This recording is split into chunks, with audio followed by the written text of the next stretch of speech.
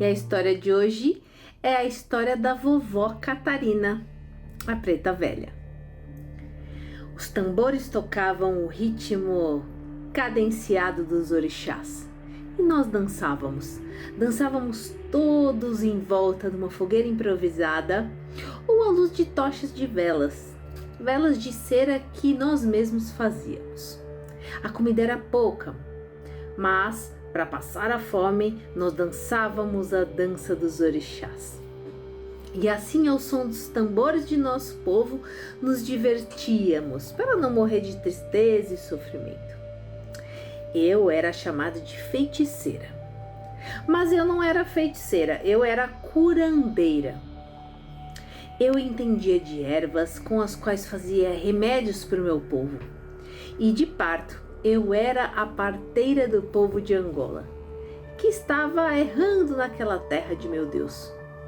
Até que Sinhazinha me tirou do meu povo.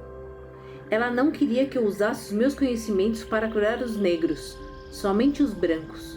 Afinal, negro, dizia ela, tinha que trabalhar e trabalhar até morrer.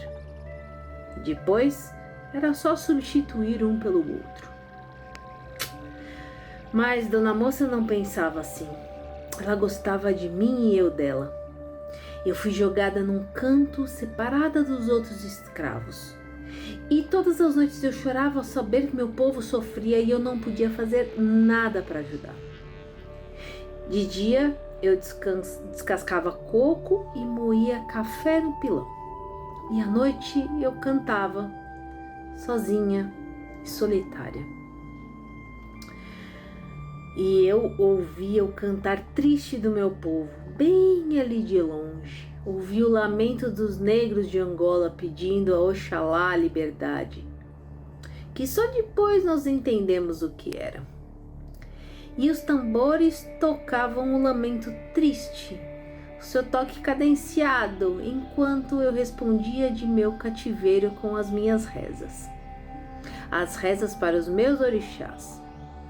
A liberdade era cantada para todos do cativeiro, e só mais tarde realmente nós a compreendemos. A liberdade era de dentro e não de fora. Aqueles eram dias difíceis, e nós aprendemos com os cânticos de Oxóssi e as armas de Ogum o que era se humilhar, sofrer e servir, até que o nosso espírito estivesse acostumado tanto ao sofrimento e a servir sem discutir, sem nada obter em troca, que, um simples sinal de dor ou qualquer necessidade, nós estávamos ali, pronto para servir, preparados para trabalhar. E nosso pai nos ensinou, em meio aos toques dos tambores na senzala, aos chicotes dos capitãos, que é mais proveitoso servir e sofrer do que ser servido e provocar a infelicidade dos outros. Um dia, vítima do desespero de Sinhá, eu fui levada à noite para o tronco, enquanto meus irmãos na senzala cantavam. A cada toque mais forte dos tambores, eu recebia uma chibatada, até que, desfalecendo, eu fui conduzida aos braços de Oxalá, para o reino de Aruanda. Meu corpo, na verdade, estava morto, mas eu estava livre, no meio das estrelas de Aruanda. Em meu espírito não restou nenhum rancor, mas apenas um profundo agradecimento aos meus antigos senhores por me ensinar, com suor e sofrimento, que mais compensa ser bom do que mal, sofrer cumprindo nosso dever do que sorrir na ilusão, trabalhar pelo bem de todos do que servir de tropeço. E eu agora, liberta, nenhum chicote, nenhuma senzala poderia me prender, porque agora eu poderia ouvir por todo lado o barulho dos tambores de Angola, mas também do Queto, de Luanda e de todo lugar. Em meio às estrelas de Aruanda, eu rezava agradecida ao meu pai Oxalá. Fui para Aruanda, lugar de muita paz, mas eu retornei, Pedi ao meu pai Oxalá que desse oportunidade para eu voltar para o Brasil para poder ajudar a Sinhá, pois ela me ensinou muita coisa com o jeito dela nos tratar. E eu voltei, agora as coisas pareciam mudadas. Eu não era aquela nega feia, escrava. Era filha de gente grande, bonita, sabia ler, ensinava a criança dos outros. Um dia, tum tum tum, bateu na minha porta um homem com uma menina enjeitada da mãe. Era muito esquisita, doente e trazia nela um mal da lepra. Tadinha, ela não tinha para onde ir e o pai desesperado não sabia o que fazer. Eu adotei a pobre coitada e fui tratando aos poucos. Quando eu me casei, levei a menina comigo. Ela cresceu, deu um certo problema, mas eu a amava muito.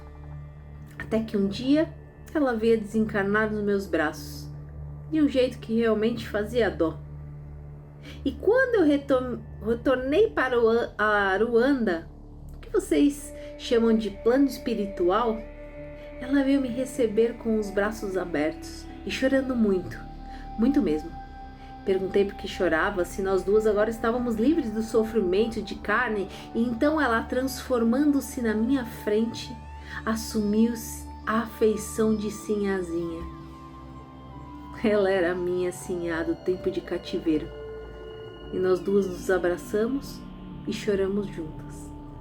Hoje trabalhamos nas falanges da Umbanda com a esperança de passar nossa experiência para muitos ainda que se encontram perdidos em suas dificuldades.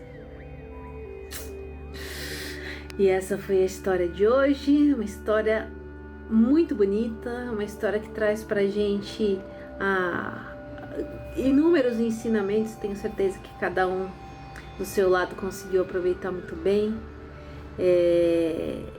Isso me lembra uma história que meu pai sempre me falou: antes a gente ser roubado do que ser ladrão. E isso trata-se muito também dessa história, né? Antes a gente tá de um lado do que ser agressor, né? Ser violento. Então que a gente consiga realmente, todo mundo não estar desse lado de agressor, então a gente vai poder viver em paz. Então que a gente fique com essa maravilhosa história e com aquele colo dos preto velho que só eles sabem nos dar, e das preta velha, que ainda é nossa vovó querida, então tem um colo mais aconchegante nesse sentido. Então, tenham todos uma ótima noite.